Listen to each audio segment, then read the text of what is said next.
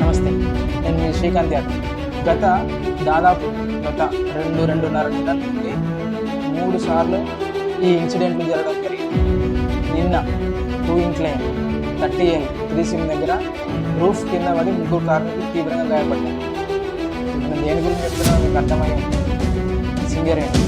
సింగరేణి అంటే నల్ల బంగారం, ఫుల్గా శాలరీలు, ఫుల్గా బోనస్లు వస్తాయని చెప్పేసి అంటే నాన్ సింగరేనియన్స్ పర్స్పెక్షన్ అలానే ఉంది. బట్ కాకపోతే అసలు సింగరేణిలో వర్క్ చేసే వాళ్ళ ఎంత కష్టం ఉంటుందో అది వాళ్ళకి మాత్రమే తెలుస్తుంది.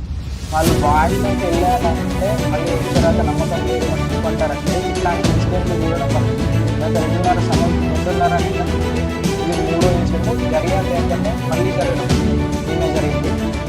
ఇక్కడైతే జరిగింది 20 days కింద మళ్ళీ అక్కడే ఇన్సిడెంట్ జరిగింది. కానీ సింగరేణికి మాత్రం ఇలాంటి ఇన్సిడెంట్